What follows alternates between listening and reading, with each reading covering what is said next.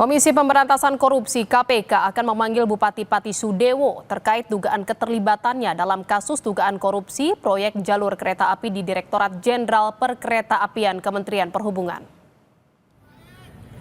Juru bicara KPK Budi Prasetyo bilang Sudewo jadi salah satu pihak yang diduga menerima aliran komitmen fee dari proyek pembangunan jalur kereta api saat menjabat sebagai anggota DPR RI. KPK membuka peluang memanggil Bupati Pati Sudewo meminta keterangannya terkait penyelidikan kasus tersebut.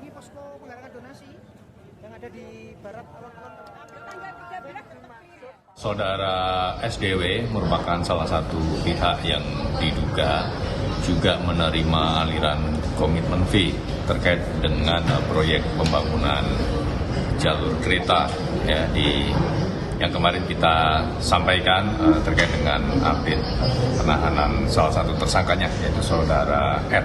Penyidik akan mendalami dan tentu nanti kami akan update proses penyidikan terkait dengan saudara SDW ini seperti apa. Bupati sudah diamankan dengan Polres. Hari ini di sana kan sudah diamankan ya, artinya aspirasi ini sudah saya peringatkan kepada Bupati untuk menerima aspirasinya dan nanti dilihat perkembangan yang terjadi di sana. Prinsip silakan demo, cuman jangan sampai mengganggu ketertiban umum, kemudian mengganggu pelayanan masyarakat. Pemerintah harus jalan, mekanisme demokrasi harus dilalui. Okay?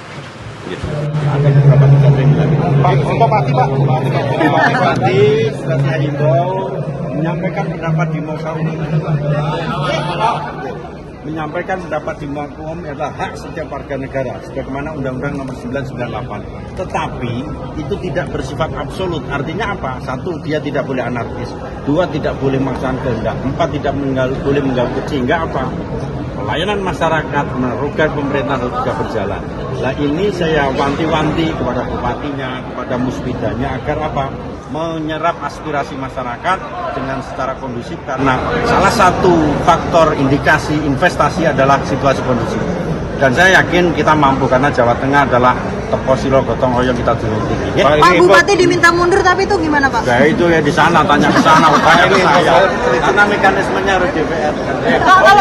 Karena motif tertentu. Baik, Pak Teguh tahan dulu, kita ke lapangan saatnya. Tampaknya saat ini ada Bupati Pati yang akan memberikan keterangan. Mereka orang banyak kan tidak mungkin bisa terkendali secara keseluruhan. Tapi yang terpenting ini sudah berjalan. Nanti ke depannya akan saya perbaiki segala sesuatunya. Ini merupakan proses pembelajaran bagi saya karena juga baru saja beberapa bulan menjabat sebagai bupati. Masih banyak kekurangan, masih banyak kelemahan yang harus kami benahi ke depan. Ini dari legislatif kan tadi ada rapat paripurna Pak. Ya. Mungkin sudah mendengar, gimana tanggapannya Pak? Ya itu kan hak angket yang dimiliki oleh DPRD. Jadi saya menghormati hak angket tersebut. Kemudian dari tuntutan dari para pengunjuk rasa gimana Pak tanggapannya? Tuntutan kan sudah disampaikan tadi. Kalau saya kan dipilih oleh rakyat secara konstitusional dan secara demokratis, jadi tidak bisa saya harus berhenti dengan tuntutan.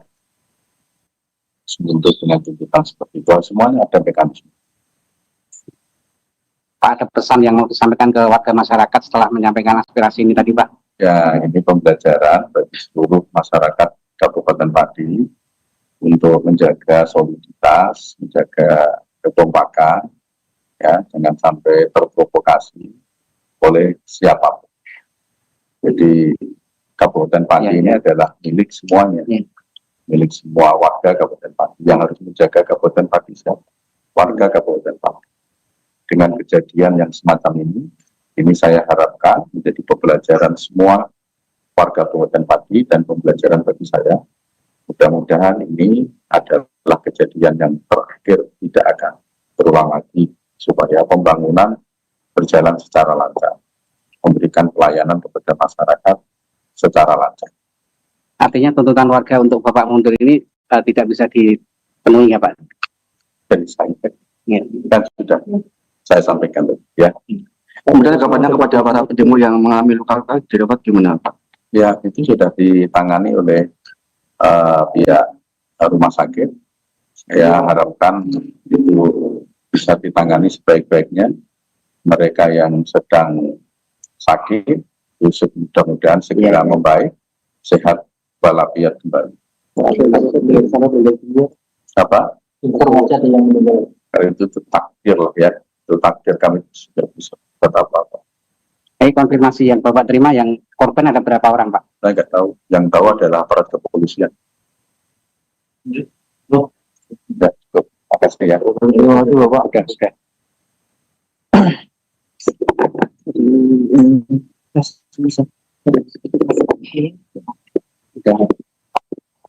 Mic, tolong mic-nya.